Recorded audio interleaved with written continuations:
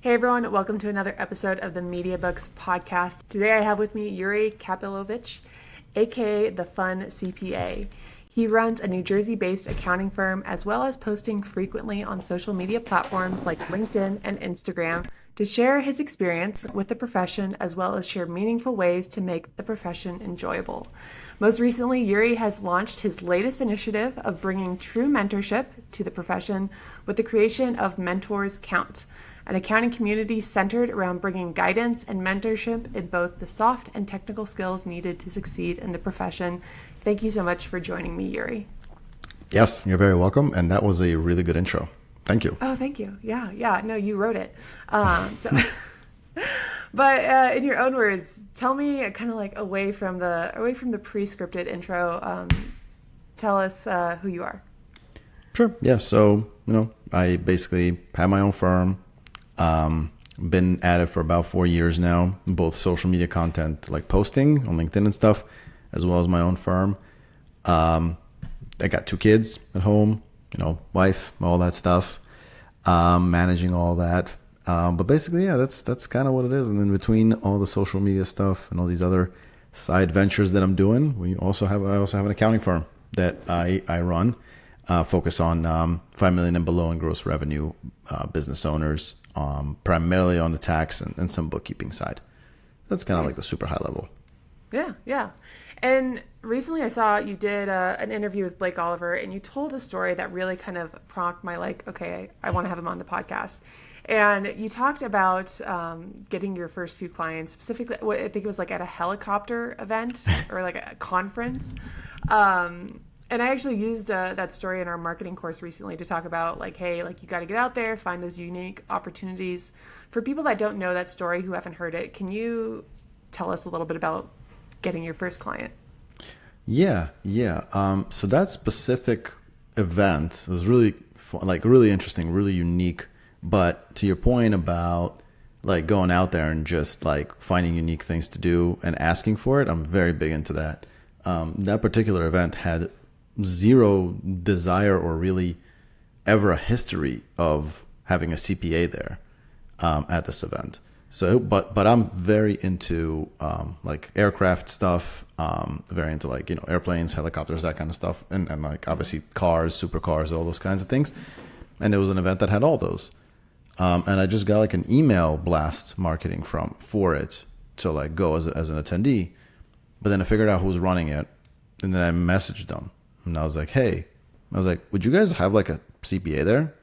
Is that possible with a booth? And they were like, yeah, I don't see why not. And I was like, well, how much would it be? And they're like, well, you know what? We never had a CPA. How about 500? I was like, great. That's a great price. I don't even know if it's worth a shot for me. And this is September 2022. So my firm was just about a year old at the time. So it's not like I was making crazy money or anything, but I was like, it's worth a shot. So I just did it for the cool experience, and it was super awesome. But it was just funny because that's probably one of the first events type things that I've went to. I had no branding. I had no anything. I was, at the Fun CPA from posting stuff at the time, but I didn't have anything. I didn't have a sign. I didn't have anything. So it was a mad rush when they said yes. I had about 3 weeks to get everything ready and lined up. So I got custom sign made. I had my friend, I leaned heavily on him. He's into design.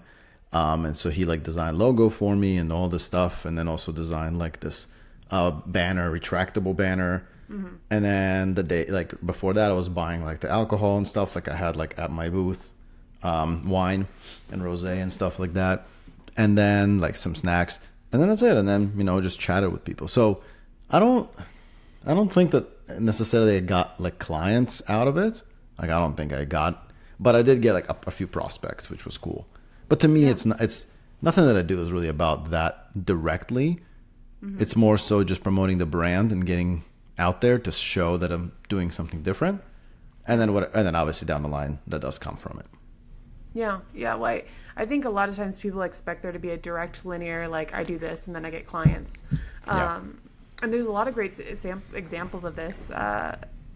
Gary, I actually became aware of this from like Gary Vee.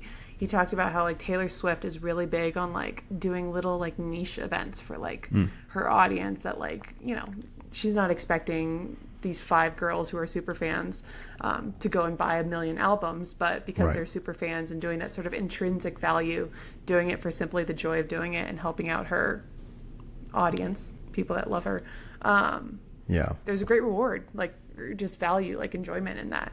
And yeah, so totally kind of get that there. But you mentioned the Fun CPA, sort of your branded name. How do you think that has helped with your branding? Why not just use like your name? Yeah. Well, so like a lot of stuff for me, I'm sure you heard it on Blake's podcast too. Like it's so much accidental stuff. Like nothing is planned. It's not like I knew I was going to, you know, have this brand and build it out and do all that. It just kind of happened from posting. I posting, and all of a sudden I started using the hashtag, the Fun CPA. And then I was like, oh, this is cool. And then at that event is where it kind of clicked because people were like, Fun CPA, like they couldn't even process it. So they were like, the Funk Pa? Like, what does this say? I had no idea what it like said. But, you know, has it helped me get clients? Yeah, I think the differentiation, like for people, so it really has worked surprisingly well in achieving what I wanted to, which is people looking for like, people not looking for like someone fun, someone who has personality, and somebody who is like interesting to speak to outside of just taxes will probably not be interested. Like they will be thrown off and off put by the Fun CPA, you know. But what the Fun CPA really is really just, hey, this guy's got personality clearly, and we like that. We don't want a robot accountant, and I don't want clients who want a robot accountant. Like, cause that's just like, I'd rather, you know, we go out, we're gonna have some drinks and you know, we're gonna have some lunch or something to talk about anything other than taxes and eventually get to the tax stuff. So there was one way to summarize the Fun CPA. It'll be like that. It'll be the fun, the enjoyment, the conversation, personality. Oh yeah. And then like your taxes and stuff. Yeah. It kind of makes it, I don't know. It's a good, equalizer, I would think, as opposed to just using your name, comma CPA, and then it's like you have to spend some time getting to know you. Yeah. As opposed to just cutting right to the point. Nice. And I mean, you went actually viral, I think that's probably fair to say, at the beginning of the year for sharing your financial statements. What was that like process like ahead of time? Because I mean, I'm sure I was probably like a lot of people where I'm like, I would never. Like I mean, I think a lot of people are like, maybe I should. No, I like there's just so much like self, like, okay, what if people think this? What if they assume that? Talk about like kind of before, like leading up to sharing your financial statements. What was kind of, your thought process, your content creation process around that? Yeah. Like, so it was never like, it wasn't anything like leading up to it or anything like that. It wasn't like, I've been pretty open about my financials for a while. This January, obviously I posted the December 2024 financials. I think I did it for 2023 also in January of 24.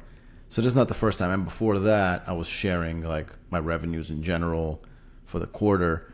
And I would compare it to like in tax season, but I don't really care. The truth of it is, and one of the things that I do it for primarily just to show that you can work under 40 hours a week, like all year long. This is in tax season included. My highest week was 37 hours in tax season this past year. And I was actually tracking it with this app called Rise. But, so that was my highest week. And then beyond that, now I work about 10 to 15 hours a week at most. Listen, I'm not making millions. That's the whole point of sharing it, right? Like I'm not claiming to be some millionaire and whatever, but you can make a decent living. You're making 200, 250, gross, work those hours and not be hating what you're doing. Right. And that's really what that's tailored. That kind of content really isn't, obviously most of my content is not for getting clients. I have none of that is client facing. This one is more like, hey, accountants, like you don't have to be stuck in this trap of hating your day-to-day 70, 80 hour weeks and stuff like that at the bigger firms. Yeah. I mean, everyone's, I think, constantly looking internally and being like, is what I'm doing normal? I do some content, like I'll do it on Friday sometimes, and it's like normal by the numbers, and we'll post polls and saying like, hey, like, how long is your onboarding process? Or, how many employees to clients? What's that ratio like for you? And I think, to see those financial statements and kind of be like, okay, like this is where maybe not necessarily like a comparison game, but like see what is possible versus like questioning, am I even on the right track in growing my firm? I imagine that resonated a lot with people. And I think to that point too, just to add a little more color to it, like, please. I think the amount of people that messaged me after I posted that and said, wow, like, thank you for posting it, not like basically because it made them feel better. Mm-hmm. Like it made them feel like, oh, like, well, like I saw your content for I've been a follower for, let's just say 2 years. Yeah. And they're like, and I thought you were making so much more money than this, and like, it just goes to show the realness, right? Like I'm very heavily into authenticity, being real. Don't have any, plan. Like I'm not like no agenda here per se. So it's like people see followers and assume followers means, and it means nothing. Yeah. And by posting those financials, then people were like, what, like, oh, you're at 250. Like, they're like, okay, well, I feel good. Like I'm at 300. Great. Like, I don't care. Like it doesn't mean you're worse or better, but again, the comparison game on social media sucks. Yeah. And so when you see somebody being real and understanding that, like, no, because they have 18,000 followers doesn't mean they're making $8.5 million. Like, right. I think that was a good contextualization. I think, that's the thing, is that you're so many accountants, like you can see your clients and you can see their following versus their financial statements, but you're like, oh, it's another industry, this and that, and you make kind of excuses. Yeah. And I wish I could, I guess, really like show the picture, is that I've had clients where they have, 1,000 plus followers, they're accountants, and they have trouble getting clients. It's like, you have more than 1,000 followers online. Yeah. Like, you would think, even having like 10% of that, you'd be doing pretty well. But they struggle. And then I have clients where it's like they have 300 followers and they have to do wait lists at least once a year because they can't keep up with the churn. And it's like it's such like the wrong way to look at how a business is doing. And I don't know, maybe as accountants we're constantly thinking about the numbers, so we're like trying to tie the two. But you can't tie those two. You can't tie those two because, first of all, I mean, followers really, like, I also know so many people that aren't even on social media at all, mm-hmm. and are doing 5-6x what I'm doing. Yeah. Right? Because at the end of the day, really, as good as anybody else is, word of mouth and direct referrals that obviously don't hit social media ever, are 80% of most of people's books. Mm-hmm. Your client likes what you're doing. Maybe you acquired that client at some point, maybe through social media, but then once you do good by them, they'll bring more clients to you. And so a lot of that you can't really measure necessarily with follower count. So, and that's our game. Our the profession as a whole is primarily word of mouth. Yeah, no, absolutely. I mean, that's as much as I would like to argue against that. No, that's like it's social media. No, it is referrals. And I mean, it doesn't matter who you ask, it is referrals. And I think the hard part is when you're getting started, getting to that point. But my gosh, every single firm owner that has a good list of clients, they're going to say it's referrals. But to that point, but also on the flip side, and to what your content is with the marketing and all that stuff. But here's the thing, like, there's still a semblance of need. Well, you still need a social media presence. Mm-hmm. And that is because even with word of mouth referrals, and again, depending on who it is, right? A millennial person like me, or older, for example, might just take their friends' words, right? And just go, yeah, sure, whatever, we'll make it work because whatever. But, and I mean, some millennials are still like in social media entrenched and look for it. But I would say anybody below that, like the Gen Z, whatever, and the next level will immediately go, okay, oh, you got that recommendation? Oh, okay, let me just check it. Let me just see what his or her footprint is on social media. So that's why a lot of I stay relevant. I post a lot of stuff. If you Google me, you'll see all the stuff, with LinkedIn and some social media stuff and all these podcasts that I've been on, and all this other stuff, and the Instagram. And between all that, it builds that, credibility, to then add another layer to your friend's recommendation.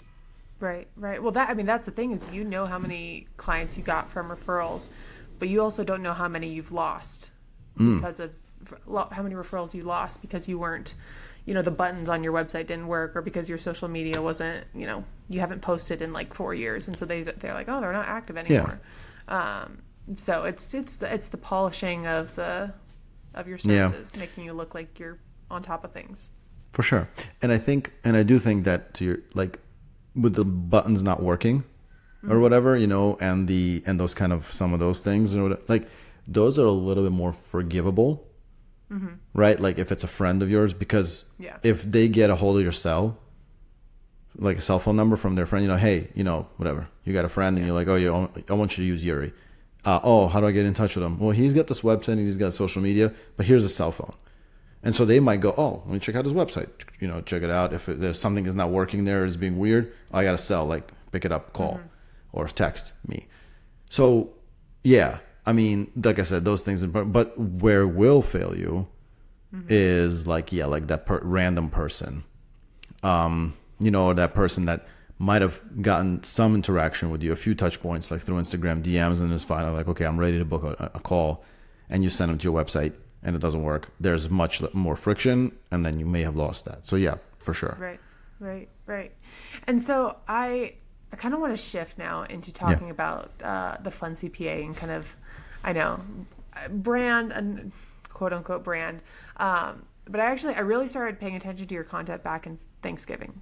Because I remember you posted something about, it's the classic post of here's how to deduct your family's Thanksgiving dinner, and hold a business meeting, and it was all these things. And then it was the last line that was okay, now I see that he's joking. Yeah. And on social media, we love to read things that make us angry. And so there's all that content for accountants that we can just consume and let us get angry. But what would you say to accountants that maybe feel nervous about bringing personality into their brand? I just came from Scaling New Heights. I heard multiple times people are worried about being attacked online, or saying that's not funny. What would you kind of say to those accountants that feel a little apprehensive about that?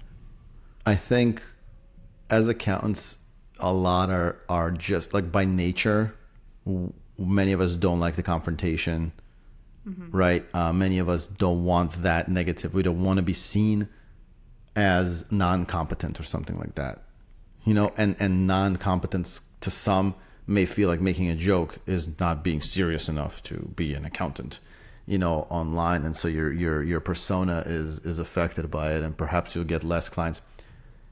But I'm really a true believer in whatever it is that you are as a person, right? If you're a funny person naturally with your group of friends, right, and you're you're an outgoing, girl or guy, be out, and you want to go and start social media, go be outgoing on social media. You can do it. You can be funny. You can be all those things.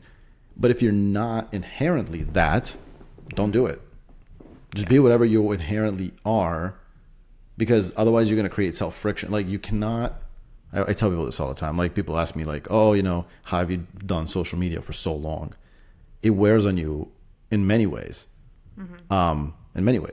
But if you stay true to yourself, in what you are, there's less of that friction. If I was to do something that I'm not online and get that, the rough part of the social media posting, the consistency and all that stuff. If I wasn't being me while doing it, I'd be out. Yeah. Right? Because the moment I'd catch any kind of feeling like that, I'd be like, well, I'm not even doing it for myself. I'm doing it to get clients, or I'm doing it for this, and I'm not being me. I'm out. Yeah. So So that would be my advice. My advice would be, if you really want to get into it and you want to get into the social media stuff, you have to have no agenda. That's, for me, is number one. Zero agenda, especially on LinkedIn and that kind of stuff. and then just be yourself, be authentically yourself, and talk about whatever it is that you like to talk about. Like for me, it's making some jokes about, I call it reverse clickbait, by the way. Reverse clickbait because, it's usually like click on that and people, follow it and then, oh, he's so smart and, oh, that's so good and I want to use him. No, for me, it's like the reverse. It's like, here's how you write this off. Oh my God, that's amazing. Oh, damn it, he was joking. All right, Yeah, yeah. So you say like with social media, there's no like end goal or like agenda. So would you say you enjoy social media? Just like, are you an extroverted person where it's the interactions with those people that you really enjoy? Yeah. Actually, I was in a lunch meeting before we recorded this. I got back like 5 minutes before this thing started. But part of that conversation like we were having was, social media, and they were like the person asked me like, why did you start doing it? Mm-hmm. Like, what made you start posting? And the more I think about it, the more I realize that it was filling the void of that like human connection that I once had when I was like at the firms. Right. Because when you're at the firms, even if you're not like, it was COVID, right? So I started my firm in August of 2021. And I left my old job in July of 2021. But even if you're not necessarily like in the offices because it was COVID, but you still have, teams and you're chatting and you're having the calls like, like this, the Zoom calls and stuff like that. Once you go out on your own, you're on your own. Like you're alone, for lack of a better term. And so for somebody like me who, is very extroverted by nature, it was somewhat filling that void, I think, of like not being around people, but like also yes, because I'm posting and I'm interacting with people. So I think that was the initial thing. Yeah. Just kind of like having colleagues online to talk about different things. Yeah. Yeah. Well, it's a great segue to my next question. You really seem to have a heart for mentorship. What does being a mentor, what does that mean? Like, how do you define that? So for me, it's like, I mean, in the simplest of terms, obviously, is just having a someone or a person or whatever it is to just reach out and just text or call or message or ask a question and just get an actual answer that you don't have to feel any sort of way when you ask that question, like no matter how stupid the question is, like but how it's translated for me over my career before going on my own, and especially in my early first 5 years of being at the accounting firms at those pivotal moments in those stages, it was having really good mentors and like really good people to literally who took me by the hand, and were like, hey, this is what a book to tax reconciliation is. This is how you prepare a tax return from scratch. And I don't care, like, it's not like I asked for it. I didn't say, can you please teach me? They're like, let me teach. I don't really care if you don't know what it means, and if you don't know what what an expense is or a deduction or a permanent book tax difference is. So that is that was very important to me back then, and it has shaped me into then as I got older in the firms and I surpassed that stage. I then started doing it to my staff and seniors and be like, hey, come to my office, let me show you on this board. I had a whiteboard, what a book to tax difference is, and walk them through it and how do you do it and what and I did that to all my staff, and so that to me is what mentorship is, and what's quite frankly missing now, because so many people are leaving the profession. If they're not leaving and they're still at the firm, others above them or on their side or with colleagues have left, so their work pressure is higher and they don't have time to be that mentor that they once had. Yeah. So that's really what it is to me. Yeah. I think, my background's in accounting, and I am very fortunate that 2 separate jobs, I had really incredible mentors that told me, I don't see you as an accountant, which they weren't like, you're not an accountant, get out. But they gave me an alternative. They're like, this is what I think you should do, and which is now why I'm here. And there's not, the soft skill training is like, be sure to listen to people. And it's not like actual real world advice. It's so much book and theory. It's, I think very difficult to apply unless you've also had that. So we need to make sure that's happening so that people can then pass that down to people, to up and coming people. Yeah. But tell me a little bit about your mentorship program, Mentors Count. Yeah. So Mentors Count was basically an idea that I came up with probably around December of 2024. So it was kind of cooking for about 6 months. But the idea behind it was, again, to fill that gap of like the mentorship that I used to once get that kind of doesn't exist everywhere. Now, don't get me wrong, there's plenty of people like me who still are at the bigger firms and are still doing the mentorship and taking people on their wing. But there's not a lot of them left, and there's not a whole lot of people coming into the profession.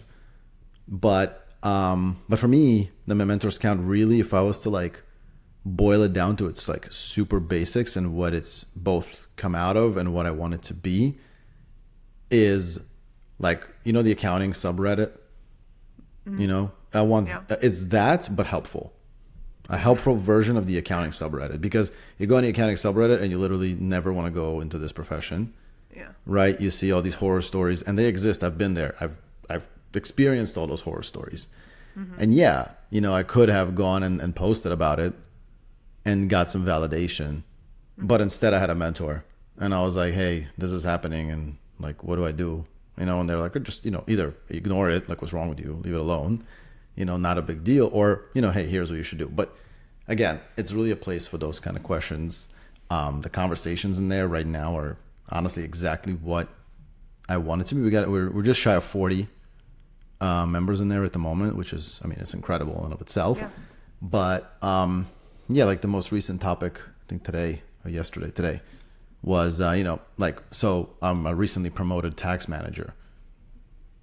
What should I be looking out for with my staff as they prepare tax returns, so I can be good at my job and help them and make my review process easier. Yeah. Like, that's awesome, but it's not something, who are you going to ask that? Exactly. Right? Yeah. You can ask a senior manager that are a partner, but if you're feeling like they're just going to laugh at you, which has, again, happened to me many times, or you feel like they're going to, again, like ridicule you or something like that, or make you feel bad about it, then you don't want to ask that. So then you just pretend like you know it. And now what's going to happen is you're not going to catch something, and now you're going to look worse. So again, simply put, a place to go where you can get those answers quickly from, and there's others like me in there that, if I'm not answering, they're answering. So it's cool. Right. Well, that's the thing. You kind of think about the places typically available. It's your office. Yep. It's social media. Those aren't necessarily places you want to ask those questions, but you also want to make sure you're not always in rooms where you're the smartest person in the room. You want to make sure you're kind of leveling up. Yeah. And surrounding yourself with people who have more experience than you. Awesome. Well, thank you so much, Yuri. There in the show notes, guys, we are going to have a few links. We are going to have a link to the Fun CPA website, his LinkedIn, and Mentors Count, where you can sign up for his mentorship program. Thank you so much for joining me, Yuri. Awesome. Thank you for having me. Really appreciate that, and love what you're doing out there. Thanks so much.